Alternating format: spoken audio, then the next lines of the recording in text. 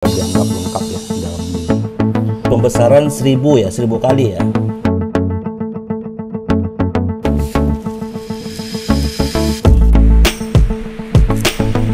Oke, yang pertama kita akan coba cek dulu apakah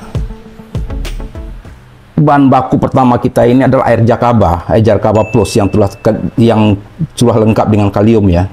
Karena proses Jakaba ini adalah kita tambahkan dengan sabut kelapa, jadi artinya sudah dapat memastikan bahwa NPK-nya sudah dianggap lengkap ya dalam ini.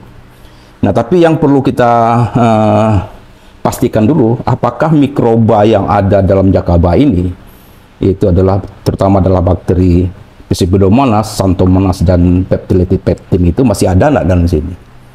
Nah, biasanya kalau masih ada pun kita lihat bagaimana kondisinya, apakah dia sudah masih hidup atau enggak ya. Nah, karena ini sudah hampir 2 bulan lebih ya saya simpan air itu. Nah, tapi kita cek aja di bawah mikroskop ya. Oke, kita coba hidupkan mikroskopnya, kita lihat hasilnya.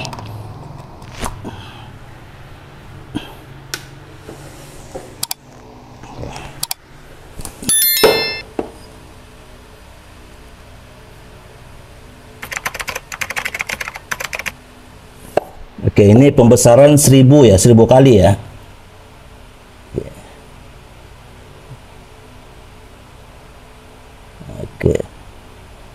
Oke. Memang di bawah mikroskop yang pembesaran 1000 kali itu akan terlihat bahwa mikroorganismenya masih ada, tapi dalam kondisi dormannya. Nah, untuk itu kita harus mengaktifkannya lagi, yaitu dengan memberikan makannya. Itu makan utama dari dari mikroorganisme itu adalah glukosa. Nanti glukosanya kita akan pakai bekatul aja. Ini bekatul halus yang kita beli ya. Kita kasih bekatul ini ya. Nah, karena dengan bekatul saja sudah cukup untuk kita Nah, untuk energinya nanti kita akan kasih ini jerami padi yang telah kita haluskan juga. Sebagian kita haluskan ini dan kita kecil. Sebagian di bawahnya pun sudah saya kasih juga dengan serbuk gergaji untuk menambahnya. Oke, mungkin proses pertama itu adalah kita mencampurkannya air Jakaba ini yang 10 liter ya. Jadi nanti kita lebih kurang 10 liter kita masukkan seperti ini.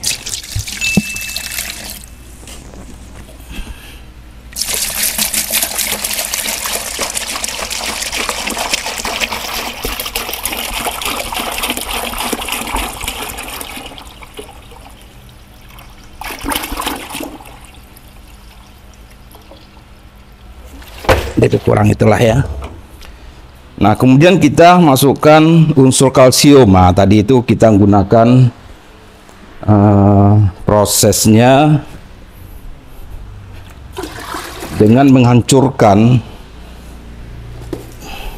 cangkang telur ini ya. Cangkang telur ini harus kita ambil substansi substansi substrat itu adalah kita dapatkan dengan cara mencampurkannya dengan air yang sifatnya basah ya, yaitu adalah air karbit. Jadi nanti 1 kilo dari cangkang telur nanti kita masukkan ke dalam 2 liter air ya. Ntar kita ambil 2 liter air dulu.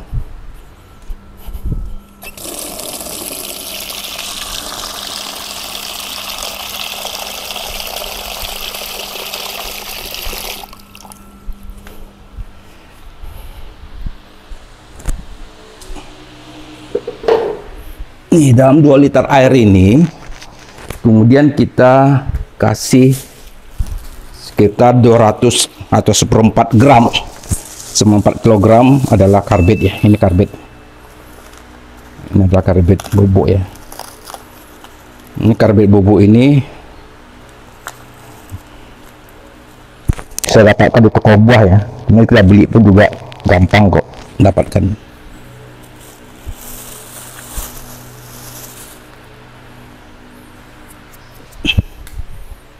Kita aduk dulu ya.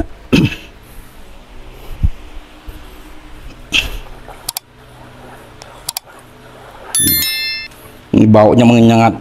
Ini adalah langsung keluar gas etilennya ya, etilananya sudah keluar ini. Nah, jadi setelah gas ini keluar, langsung kita masukkan saja ini cairan ini seperti ini, sekitar 1 kilo. Kalau lebih banyak pun tidak masalah.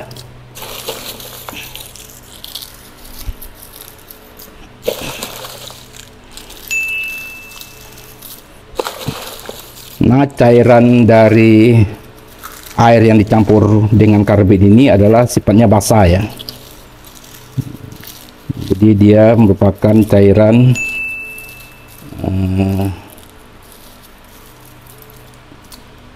kalsium yang sifatnya basah ya. Nah, namun ini tidak bisa langsung kita pakai ya. Kita tunggukan dulu minimal 3 hari sampai gas etilennya hilang. Nanti baru kita bisa aplikasikannya. Jadi nanti ini kemudian kita tutup ya. Dapat agar gasnya itu tidak nanti kita tutup rapat nanti dengan nanti kita tutup. Nah, tapi untuk mempercepat proses kita, saya sudah menyiapkan beberapa hari yang lalu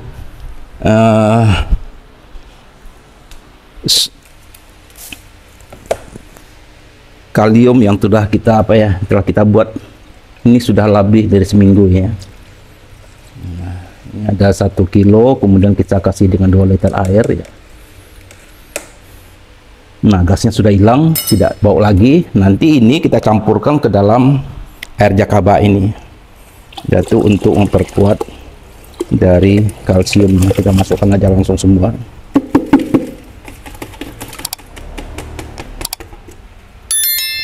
Nah, kemudian untuk menambahkan kalsiumnya, kalau seandainya ini alternatif ya, ini kalau seandainya bisa, itu kalau teman-teman atau sahabat petani ada punya kue ayam yang sudah lama, dia akan menjadi serbuk seperti ini. Ini adalah serbuk dari kue ayam. Nah, kalau teman-teman punya ini, bagus kita campur ke sini. Kenapa? Karena unsur kalsium yang ada dalam dalam kue ayam ini itu mempunyai kalsium yang cukup tinggi. Jadi bahkan kalsium ini beberapa peternak pun juga memberikan pakannya itu adalah kepada ayam-ayam mereka ya. Kenapa? Karena kalau kita lihat ayam itu sebenarnya juga membutuhkan kalsium yang tinggi ya untuk membentuk cangkangnya itu. Jadi biasanya kalau ayam sudah membutuhkan kalsium lalu dia kekurang kalsium, biasanya dia akan patok itu telurnya sendiri ya. Jadi ketika dia patok telurnya itu adalah sebenarnya dia bukan memakan dari telurnya ya, tapi dia malah memakan cangkangnya itu. Kenapa? Karena dia kekurangan kalsiumnya. Nah, tapi kalau seandainya kita bisa mencukupi kalsiumnya, nah salah satu alternatifnya adalah memasukkan kue halus ini yang seperti ini ya ke dalam pakannya sendiri, sehingga ada proses dari perputaran dari kalsium dari ayam itu sendiri ya. Nah, kalsium ini yang kue ayam atau serbuk dari kue ayam ini pun juga bagus kita masukkan untuk sebagai penambah unsur dari pupuk generatif kita ya. Ini kita aduk. Nah, kemudian apa lagi? Kemudian kita masukkan bekatul, itu lebih kurang 1 kilo ke dalam ini.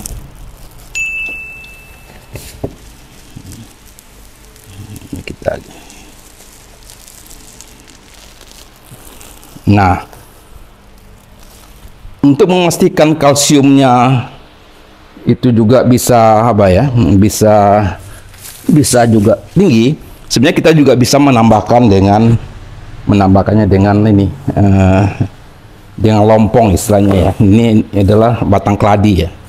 Jadi batang keladi ini adalah memiliki unsur kalium yang juga lumayan tinggi ya. Jadi makanya kalau seandainya kita di rumah ada tanam keladi, nah seperti ini, kalau seandainya batangnya ini sudah layu seperti ini, kalau bisa jangan dibuang ya. Jadi dicacah halus saja seperti ini. Kalau bisa itu nanti di blender, nanti simpan saja dalam tong atau dalam tempat yang tertutup ya, bisa jadi kita jadikan dia semacam ekoenzim ya. Ya simpan saja dulu, nanti suatu ketika kita akan membutuhkan untuk penambahan kalsium ya, untuk tanaman kita atau membuat pupuk apapun nanti, termasuk dengan membuat kompos, ya kita tinggal mencampurkan saja ke dalam itu ya. Nah ini karena saya baru dapat bahannya seperti ini ya, yaitu bahan batang kladinya, makanya baru tadi sempat saya ambil dan baru tadi kita proses ya. Nah sebenarnya beberapa bulan yang lalu saya juga nanam tanaman keladi ini ya, tapi karena proses kemarau panjang yang kemarin terjadi El Nino, maka keladi saya di atas itu adalah juga bermatian semua ya. Tapi beberapa anaknya sudah saya tanam kembali ya. Nanti akan kita bisa aplikasikan. Di samping batang ini juga enak di sayur ya. Tapi sebenarnya ini adalah merupakan pupuk kalsium yang tinggi ya. Jadi sebenarnya tidak kalah dengan sabut kelapa itu. Jadi bagaimana kita bisa mengolahnya dan cepat ya saja ya. Nah mungkin salah satu upaya kita untuk bisa mempercepat prosesnya itu adalah kita masukkan ini aja, kita blender saja agar prosesnya bisa lebih cepat ya, agar unsur-unsur yang ada dalam kalsium yang ada dalam lompong ini pun juga bisa cepat diserap oleh tanaman kita ya. Jadi sebenarnya banyak hal yang bisa kita manfaatkan yang ada di sekitar kita, yang bisa kita jadikan pupuk tanpa sebenarnya harus kita mahal-mahal untuk membelinya ya. Jadi prinsipnya dalam pertanian organik ini ada dua hal saja.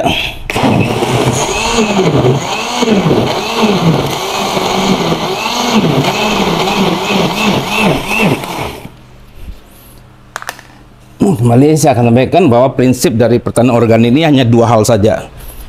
Pertama, kita memahami prinsipnya. Jadi untuk sesuatu yang akan kita buat. Yang kedua, kita harus mengetahui unsur apa yang ada dalam tanaman yang akan kita jadikan untuk menyelesaikan persoalan kita. Jadi kalau kita tahu unsur-unsur yang ada di tanaman kita, ya kita tinggal mengaplikasikannya saja. Jadi sebenarnya prinsip dalam pertanian organik itu adalah bukan bagaimana kita menghafal bagaimana bahannya ya, tapi adalah mempelajari apa unsurnya, kemudian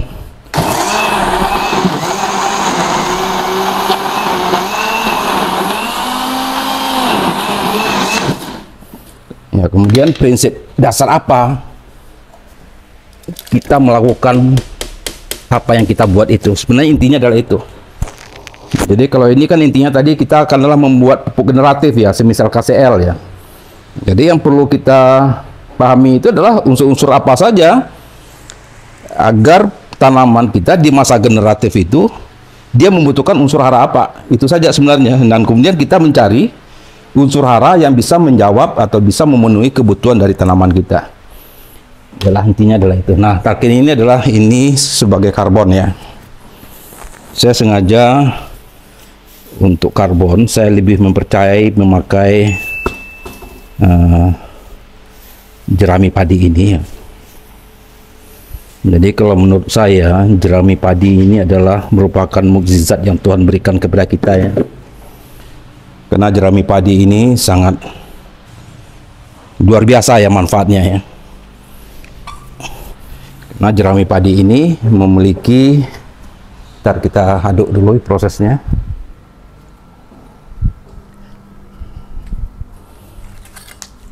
Nah bakteri ini adalah dia mempunyai bakteri aerob dan anaerob ya. Kemudian dia mempunyai unsur hara yang paling lengkap ya. Makanya kalau kita ingin membuat pembenahan tanah, Maka salah satu pembenar tanah yang terbaik ini di samping eceng gondok adalah jerami padi ini. Makanya jerami padi ini cepat sekali ya dia terurai, karena dia mempunyai unsur makro dan mikro yang lengkap ya. Jadi makanya kalau petani itu hanya dalam beberapa minggu dia masukkan lagi jerami ini ke tanaman mereka, kemudian padinya langsung bisa tumbuh subur ya. Sebenarnya hanya dengan cukup jerami ini juga cukup ya. Nah, kemudian kelebihan jerami ini adalah dia itu mempunyai poros. Di samping dia mempunyai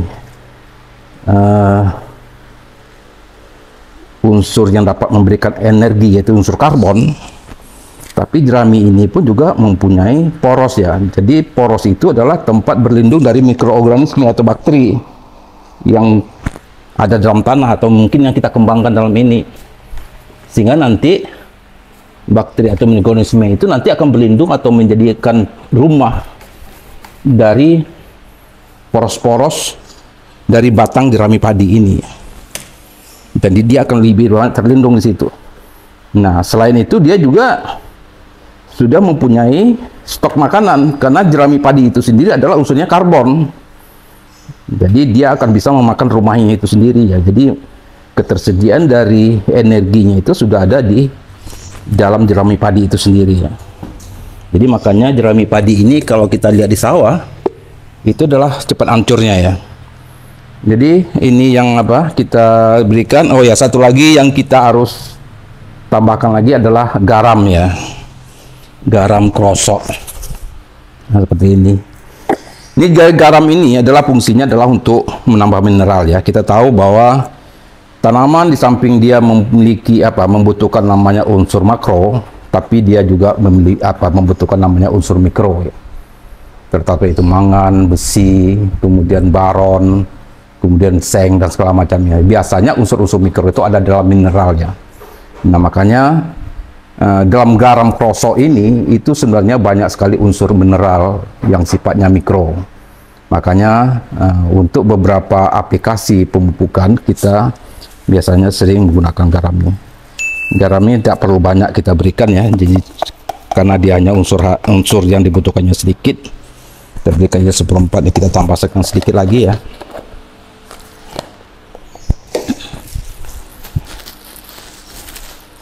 Agar unsur mikro yang ada dalam pupuk kita ini lengkapnya. Di samping ada dia unsur N-nya, P-nya, K-nya, dan unsur-unsur mikro yang ada di sini.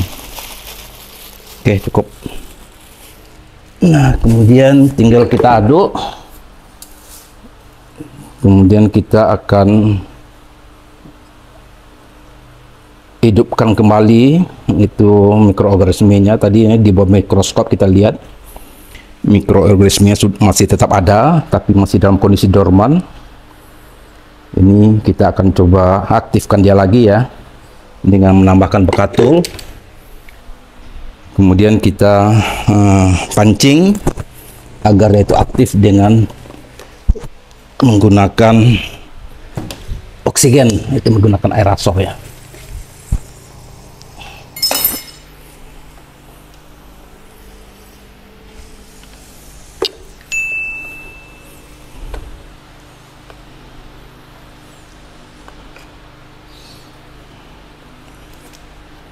Oke, baiklah sahabat petani dan sahabat-sahabat milenial dan sahabat-sahabat urban farming, prosesnya hanya seperti itu saja. Kita tunggu seminggu atau 2 minggu lagi. Setelah ini pupuk setara KCl kita bisa kita manfaatkan. Aplikasinya itu adalah 250 ml itu kita campur dengan 10 atau 15 liter air. Jadi kalau kita gunakan semprotan atau spray itu yang isinya 15, cukup kita memasukkan sekitar 250 atau 200 ml cairan ini ke dalam tangki kita itu. Ini bisa kita semprotkan aplikasinya, tapi kita juga nanti bisa kocorkan ke masing-masing tanaman kita. Nah, terutama kalau untuk tanaman keras, kita memang harus menggunakan kocor ya, di samping kita juga bisa disemprot ya. Jadi prosesnya cukup kita kasih 1 bulan sekali saja kalau untuk tanaman-tanaman buah ya. Nanti kita akan coba lihat hasilnya bagaimana prosesnya ini, bahwa dalam pemahaman saya proses yang ada yang kita buat ini sudah lengkap ya unsurnya. N, P, K, dan kalsiumnya plus dengan beberapa unsur mikro yang ada di dalamnya. Mungkin demikian saja sahabat semua. Mungkin ini akan bisa menginspirasi bagi kita. Memang untuk membuat aplikasi pupuk itu tidak dengan satu cara, tapi dalam dunia organik kita bisa menggunakan 1000 cara untuk satu tujuan yang sama. Demikian saja, semoga menginspirasi. Wabillahi taufiq wa hidayah. Assalamualaikum warahmatullahi wabarakatuh. Ternyata dengan pembesaran 400 ya, kita sudah kelihatan ini. Dengan menggunakan ragi tape yang kita masukkan pisang ya, pisang busuk ya, memadani organik kita ini atau tikar organik kita ini di ini.